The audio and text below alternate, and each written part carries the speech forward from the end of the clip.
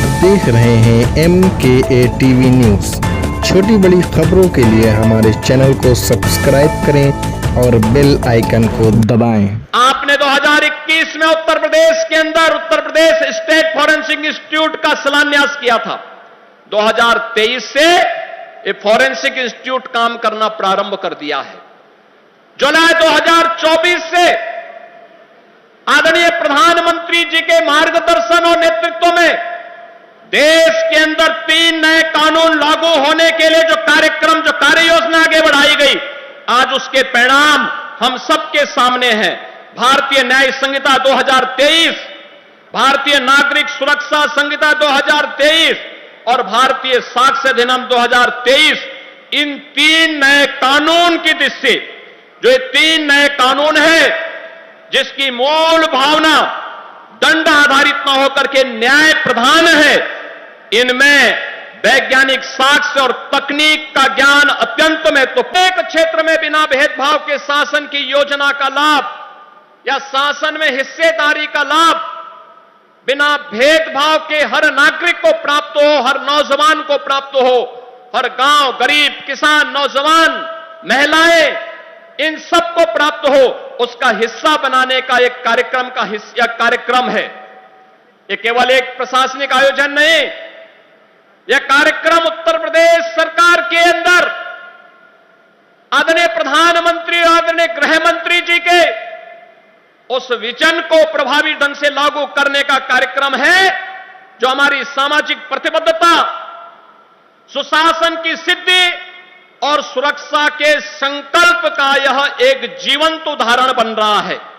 देश के अंदर आबादी की दृष्टि से सबसे बड़ा राज्य है, सबसे बड़ा राज्य है, तो चुनौतियां भी हमारे सामने उतनी ही प्रभावी हैं, उतनी ही ज्यादा थी। लेकिन पिछले 8 वर्ष में डबल इंजन की सरकार ने बिना रुके, बिना डिगे, बिना झुके उत्तर प्रदेश के इन कार्यक्रमों को उत्तर प्रदेश में दंगा मुक्त, भय मुक्त वातावरण देकर के उत्तर प्रदेश को टूरिज्म के सेक्टर में, निवेश के क्षेत्र में एक बेहतरीन डेस्टिनेशन के रूप में स्थापित करने का जो कार्य किया, उत्तर प्रदेश के परसेप्शन को बदलने का जो कार्य किया, आज वो परिणाम हम सबके सामने है। और इसी के लिए आदरणीय प्रधानमंत्री जी ने कहा था कि स्मार्ट पुलिसिंग आज की आवश्यकता है, और स्मार्ट पुलिसिंग के कुछ सूत्र उन्होंने दिए थे कि strict and sensitive, modern and नगर निकायों से संबंधित उत्तर प्रदेश के पुलिस बल का हिस्सा बन रहे 60,244 युवा ऊर्जा के प्रतीक उत्तर प्रदेश के मेरे नौजवान साथियों, आज के इस नियुक्ति पत्र वितरण कार्यक्रम में मैं सबसे पहले देश के परम यशस्वी गृह और सहकारिता मंत्री आदरणीय अमित शाह जी का उत्तर प्रदेश वासियों की ओर से उत्तर प्रदेश के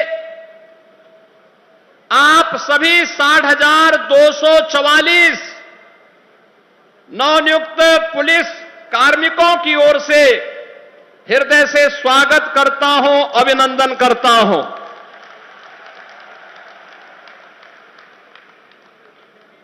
उत्तर प्रदेश पुलिस बल में ये 60,244 पुलिस कार्मिकों की भर्ती और नियुक्ति पत्र वितरण का कार्यक्रम ऐसे समय में संपन्न होने जा रहा है जब यह देश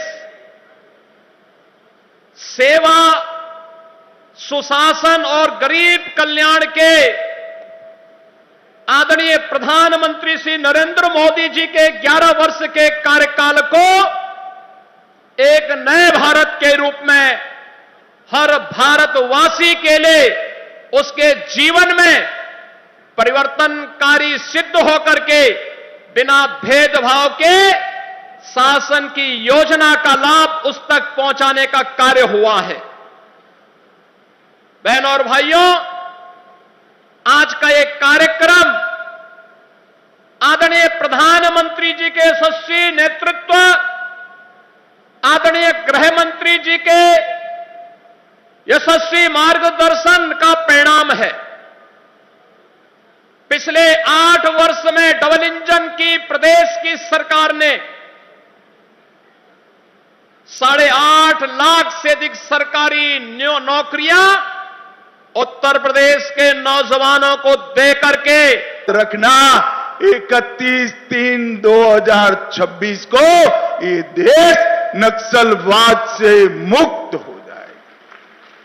कांग्रेस के शासन में आए दिन आतंकवादी हमले होते थे। अहमदाबाद, दिल्ली, मुंबई, जयपुर, कोयम्बटूर और कश्मीर की तो बात ही न करो। मोदी जी के शासन के अंदर पाकिस्तान ने 3 बार प्रयास किया। उरी में किया, पुलवामा में किया और पहलगांव में किया।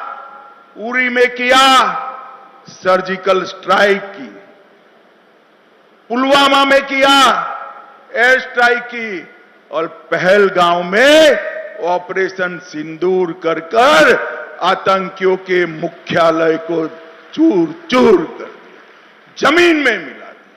नरेंद्र मोदी जी ने पूरी दुनिया में एक संदेश भेजा है कि भारतीयों का खून जमीन पर बहाने के लिए नहीं, जो भी ये हिमाकत करेगा उसको दंड दिया जाएगा। और ऑपरेशन सिंदूर ने एक सख्त संदेश पूरी दुनिया में भेजने का काम किया है।